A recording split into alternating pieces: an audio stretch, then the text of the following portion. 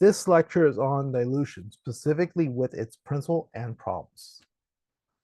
Dilution is a physical process that is a physical change, no change in the amount of solute, and change in the concentration between the stock and diluted solution. To solve for problems involving dilution, the equation is C1V1 equals C2V2. Specifically, C1 and V1 are the stock solution's concentration and volume, and C2 and V2 represent the concentration and volume of the diluted solution. Note, V2 equals V1 plus the volume of the solvent. A common laboratory approach used in many experiments is called serial dilution. As illustrated below, a stock solution is used, and when added to a solvent, usually water, to a specific volume, mixed and capped, it can be used in preparation for the next solution and thereafter.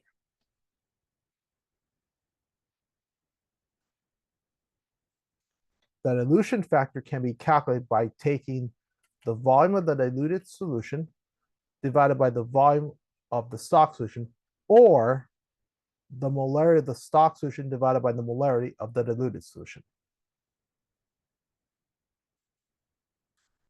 When working with problems involving dilution, it is important to realize that the concentrated unit will vary, including mass over mass percentage, mass over volume percentage, volume over volume percentage, molarity, and normality.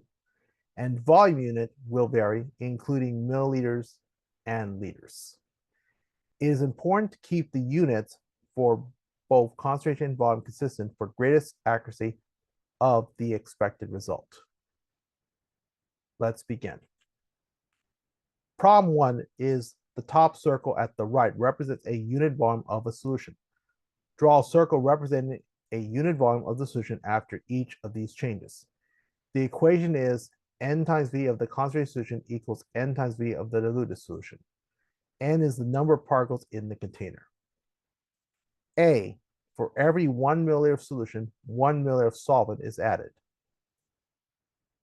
To determine the number of particles in the diluted solution, the number of particles of the concentrated solution times the ratio of the volume of the concentrated solution divided by the volume of the diluted solution equals 8 particles times 1 milliliter divided by 2 milliliters equals 4 particles. B, 1/3 of the solvent is boiled off. Since 1/3 is boiled off, that means 2/3 of the volume remains. To determine the number of particles in the concentrated solution, the number of particles of the diluted solution times the ratio of the volume of the diluted solution divided by the volume of the concentrated solution equals 8 particles times 1 milliliter divided by 2/3 milliliters equals 12 particles.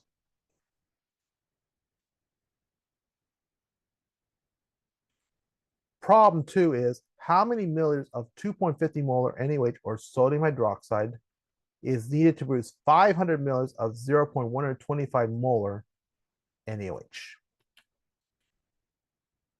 Given that the molarity of the stock solution is 2.50 molar, the molarity of the diluted solution is 0.125 molar, and the volume of the diluted solution is 500 milliliters, one needs to find the volume of the stock solution. To perform this analysis, the dilution equation is needed where concentration times volume of the stock solution equals the concentration times volume of the diluted solution. When rearranged, the volume of the stock solution equals the volume of the diluted solution times the concentration of the diluted solution divided by the concentration of the stock solution. And when the values are plugged in, 25 milliliters of the stock solution is required to prepare this solution. Problem 3 is how many milliliters of water is required to add to 15 milliliters of 3 molar HCl to produce 0.1 or 50 molar HCl.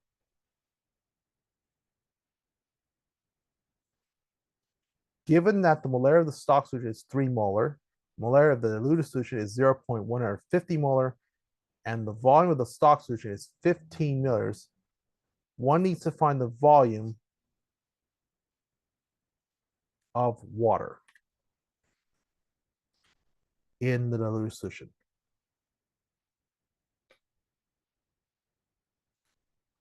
To perform this analysis, the dilution equation is needed where the concentration times volume of the stock solution equals the concentration times volume of the diluted solution. In addition, the volume of the diluted solution equals the volume of the stock solution plus the volume of water, the solvent.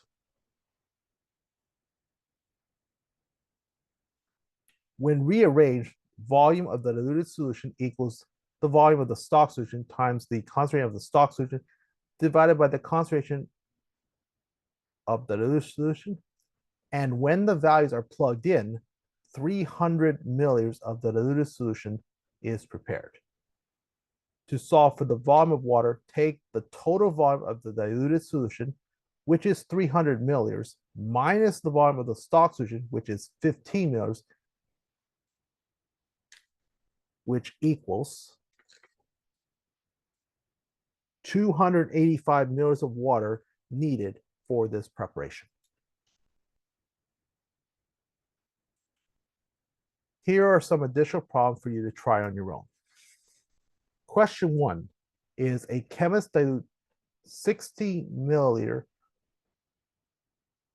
of 4.50 molar KMnO4 to make a 1.25 molar solution. What is the final volume of the diluted solution? Question 2 is a chemical engineer dilutes a stock solution of H2O4 by adding 25 cubic meters of 7.50 molar acid to enough water to make 500 cubic meters. What is the concentration of H2O4 in grams per milliliter? Pause the video if you would like to try the problems on your own and continue when ready, and the solutions will be shown below each question.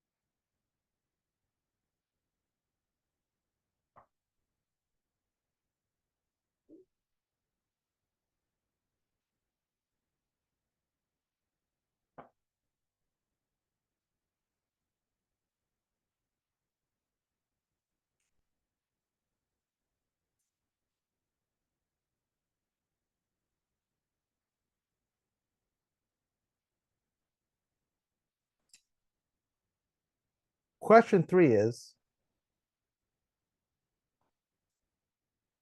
the circle labeled A represents a unit volume of a solution.